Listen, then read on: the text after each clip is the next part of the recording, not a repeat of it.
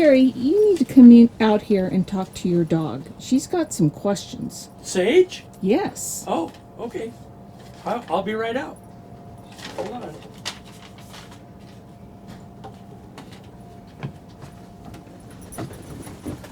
What's up, little coochie? So tell me, Carrie, how do we get to Alaska? Well, first you need to learn how to navigate. Not likely to learn that right away? Well, maybe we'll teach you on the way up. Well, here's the story that I was told, the way I found my way to Alaska the first time. First, you leave the high land of the fire and the ice. You know, where we live. Yes? In Lassen. Yes? And then, after you leave the land of the fire and the ice, you travel down into the valley of the mist and the fog. And then after that, you travel up the coast where the tall red trees with the big green leaves live. Yes. And after you travel up the coast of the tall red trees, you get almost as far as you can go, and you come to a place where people speak boat. Yes, they speak boat. After that, you get on a boat, and then you go by sea, and you travel by sea to the land where the people speak about boats. Yes, and that's quite a long, long ways. And once you've traveled to the place where the bears walk on the beach, and the ice falls into the sea, and the people speak Viking, then you're in Alaska. This is a video log of the cruising vessel Pacific Wonder.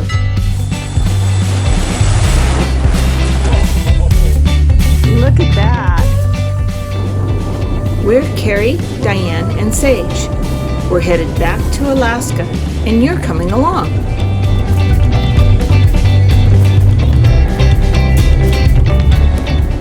Today, we traveled the coast of British Columbia from Campbell River to Penrose Island and cross a treacherous stretch of Queen Charlotte Sound known as Cape Caution.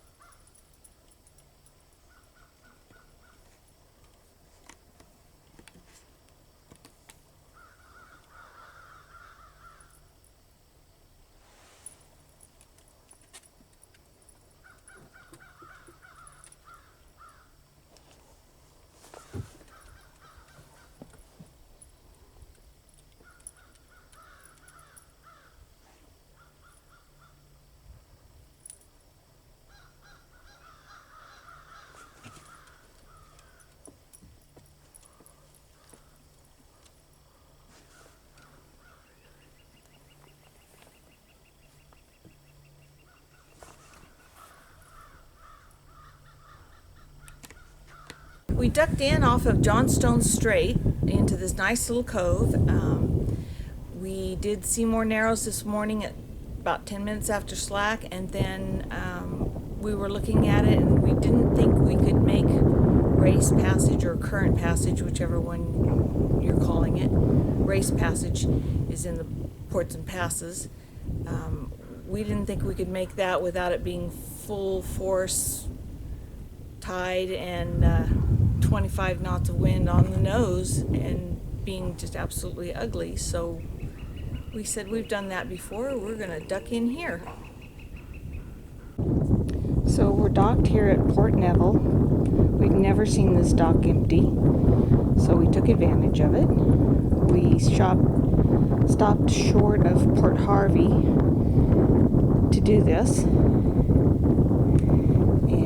this is the grocery store that we understand is no longer in operation.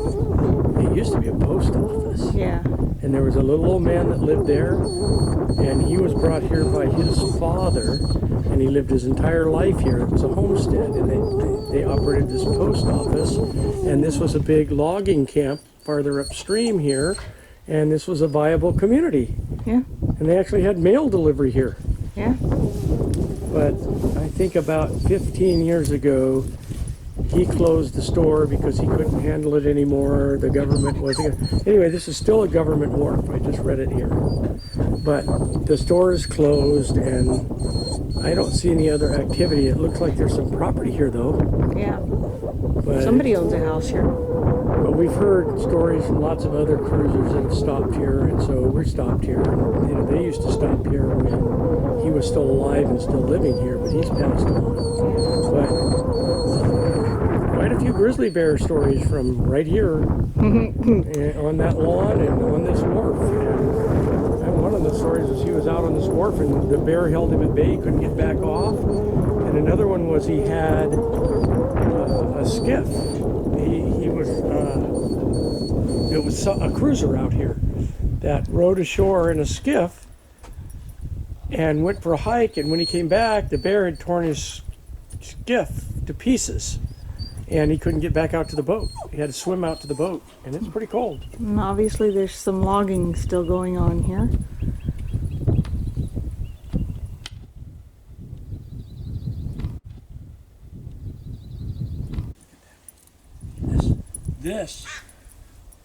This right here, this is why you don't come on the beach alone here.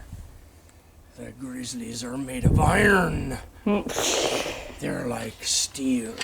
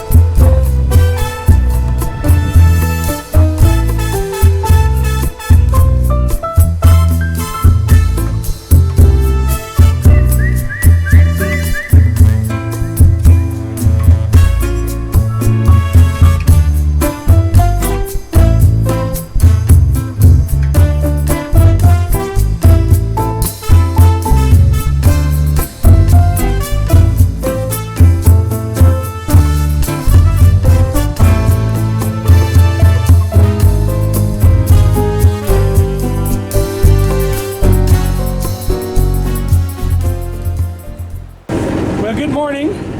Today is Thursday, May 11th. It's 7:45 a.m. and we spent yesterday afternoon at Port Neville.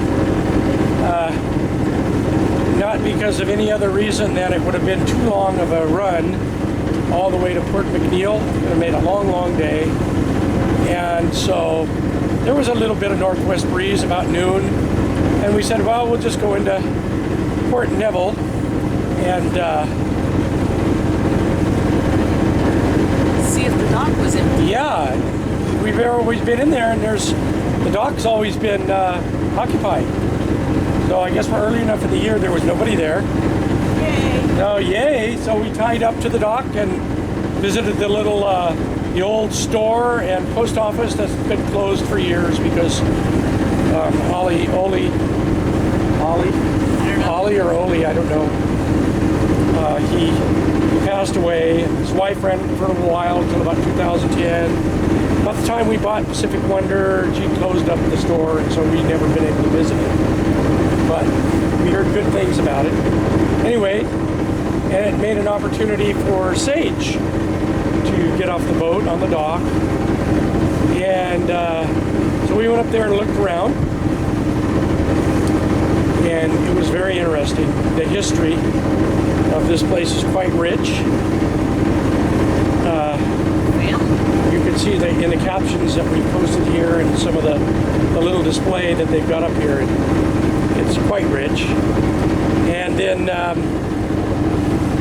after that we went and had a little supper on the boat, watched a couple movies. The wind picked up and it was gusting, it was steady 15, gusting 20. Had us pinned against the dock. A little uncomfortable, but not too bad. A couple of fishermen came in and tied up to take refuge on their way. It looked like they're headed out to Port McNeill or maybe Brooks Peninsula or something, but they stopped and tied up the dock space next to us. And then we took a little stroll. Sage wanted to go for a little stroll, so I took her for a little stroll back up the head of the dock, and Yogi was there, or Boo Boo was there actually. It was Boo Boo the black bear.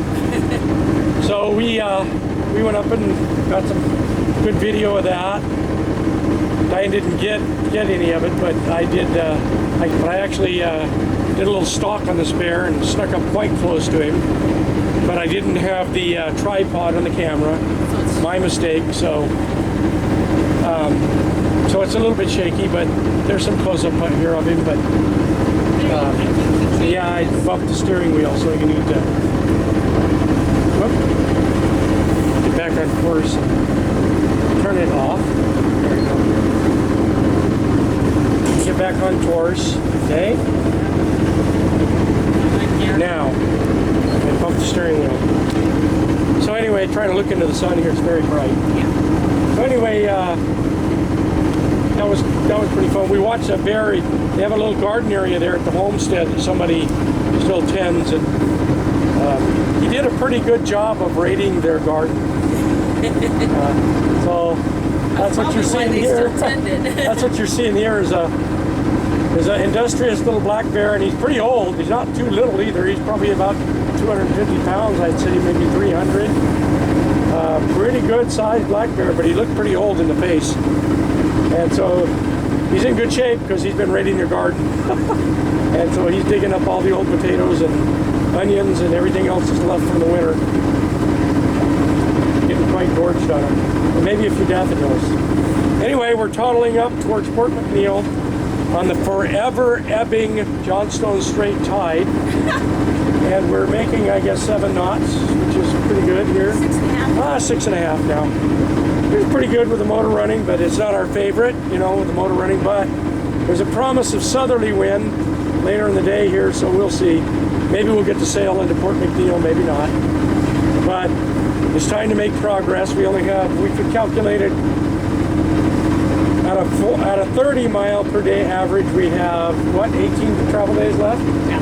So, that's still a pretty good hunk, and we're going to have some weather days in reserve, and reprovisioning days, so you have to beat feet when the opportunity exists, and this is about as good a beating feet weather as it gets on Johnstone Strait. So it's flat calm now with a promise afternoon southerly with an ebb tide, and we're headed east. Doesn't get much better than that. So, here we go.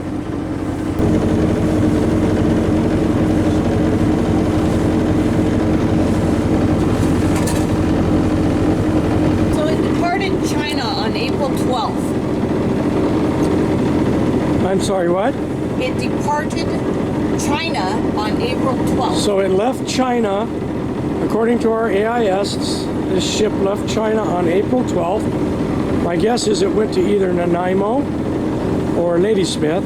No, it went to Vancouver. Oh, it went to Vancouver. Yeah. And it loaded, and now it's going back to China.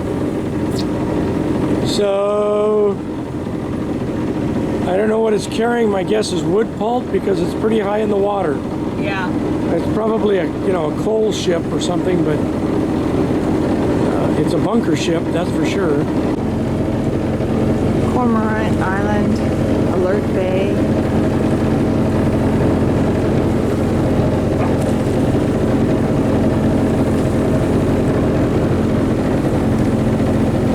We have a really nice museum here.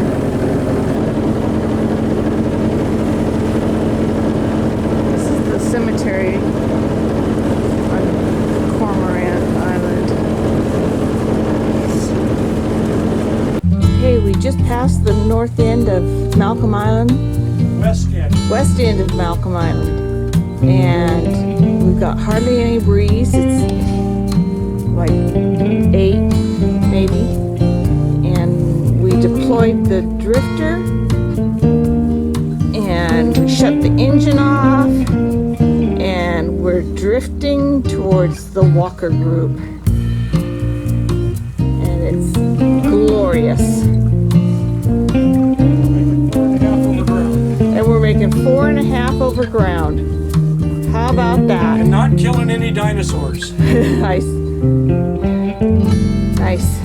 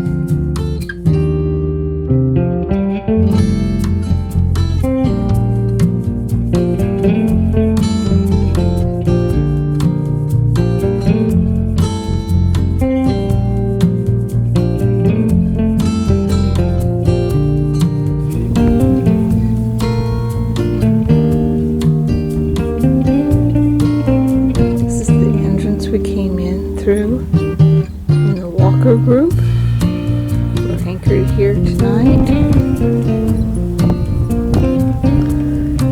All little beaches and little nooks and crannies and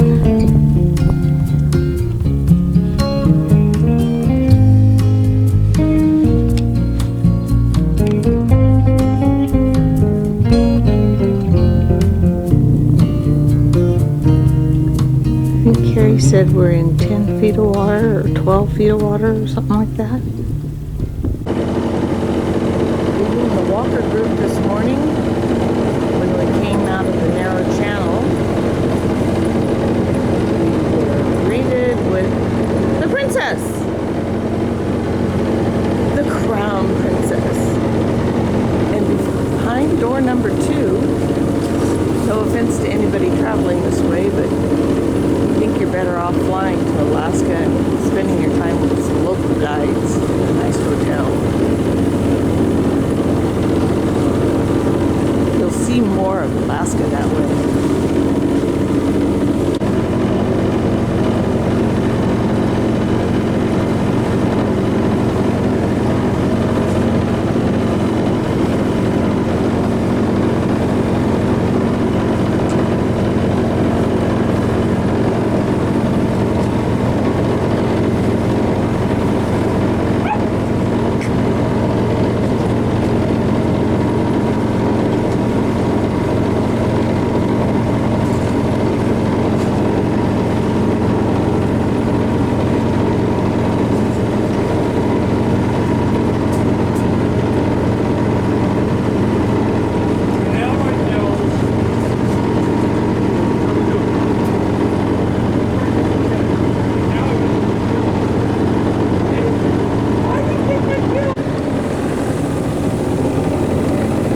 Absolutely flat, calm day.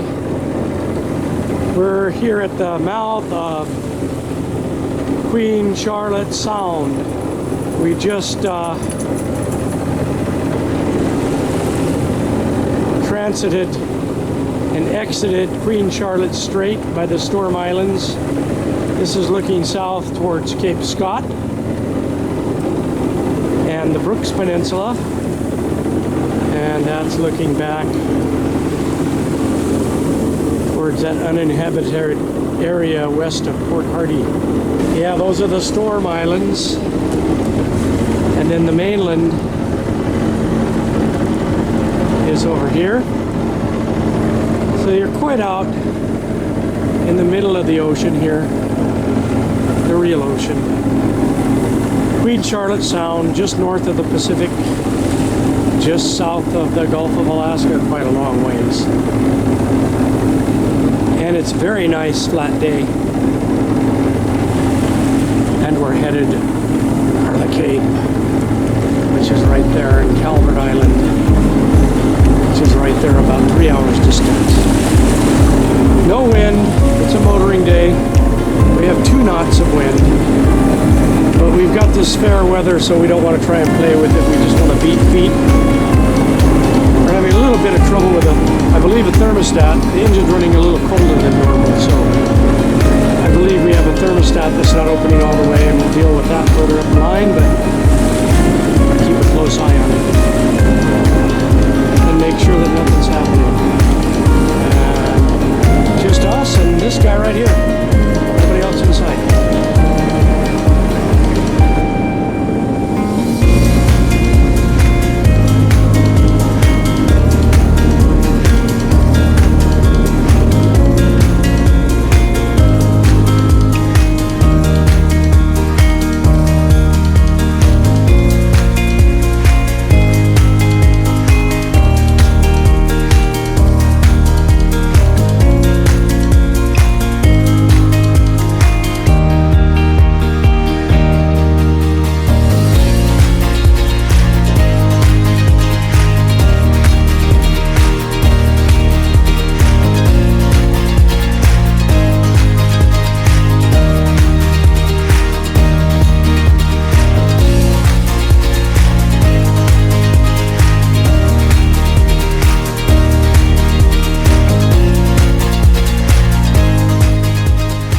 Cape Caution was so named by George Vancouver because one of his ships ran aground on a shoal in its vicinity. The area is subject to very bad weather, making shoaling and reefs very hard to identify.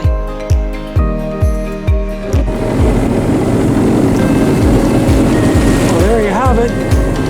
Cape Caution on a rolly, flat, calm day. Quite a bit of lump.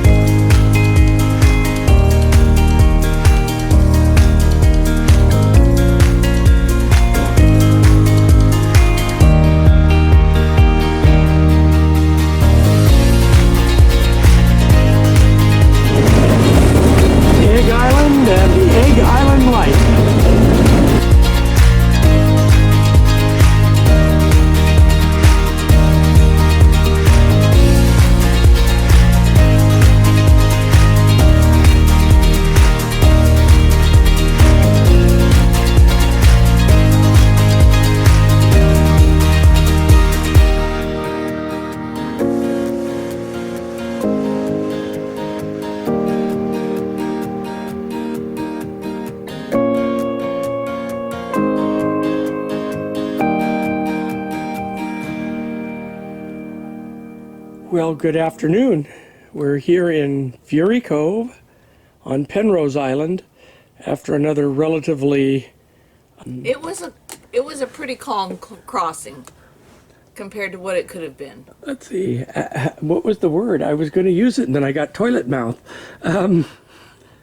After yet another relatively lackluster crossing, an uneventful crossing of Cape Caution we laid in the Walker Group in a nice little nook last night. Now we've come to this Fury Cove. We tried to anchor here before in the height of the season, a different time of year, and there were, last time we were here, I think 39 boats we counted, and we said no thank you and went somewhere else. But I think there was only one other boat when we got here today. So, and he called us on the radio and warned us. He saw the dog, saw Sage on the bridge, and he warned us that he'd just seen a bear swimming across the opening here. So if we were taking her to the beach, to be careful, which is nice of him. But other than that, the only event was a little seasickness, huh? A little clammy, and a little. Check that off. Check that off the box. Got that one out of the way now. We had we started out with a 3 to 5 foot swell. We ended up right at Cape Caution. From Cape Caution to Egg Island, we had about a 6 to 8 foot swell, and then we were able to turn tail a little bit as we crossed Calvert Island, and it smoothed things up a little bit, but she was already sick by then. So, and we had about a 5 foot swell on the way into here, and we got into here and we have absolutely nothing, and it's probably, I'd say, 77 degrees. I'm just guessing. I was going to say 74. Okay, 74, 77. It's absolutely calm. It was absolutely calm, hardly a breath of wind. What wind we had on the entire crossing would be 1 to 2 knots from some direction or another. Yeah. At one point I put the staysail up because we just thought I'd use it as a stabilizing sail, because we were getting like a 6 to 8 foot swell off the open ocean, which was, far enough apart where it's just a nice gentle roll. But then we were getting these little 1 foot reflection waves back from the shore at Cape Caution. They're just coming back and coming back and coming back, because I guess it was a little windy out here last night. And it wasn't in the Walker Group. It was very nice and calm. Yeah, but on the outside they were talking about 20 knots and 25 knots. But anyway, so you just start to roll off of one of the big lazy rollers just a little bit, and one of those little ploppers would catch you from the shore side and kind of roll you up, and then you'd fall back off. And so you kind of got this rhythm going that was kind of a And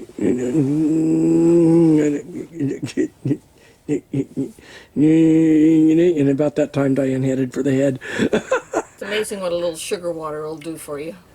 No, but I think between that, and you weren't feeling well before this anyway, so we're probably going to lay here at Fury Cove tomorrow because it's just drop dead gorgeous weather.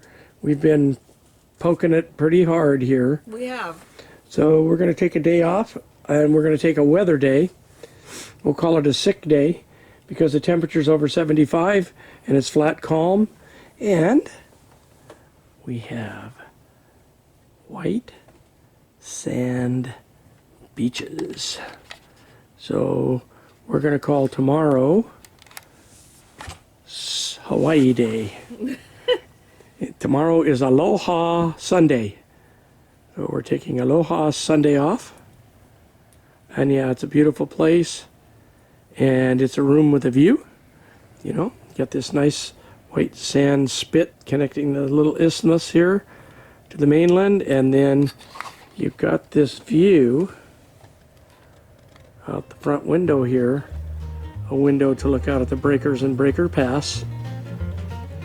And so we're going to lay here all afternoon and probably tomorrow and watch the breakers and Breaker Pass. Take the dog over and walk on the beach and soak our feet and let the sand squish up between our toes. And that is all.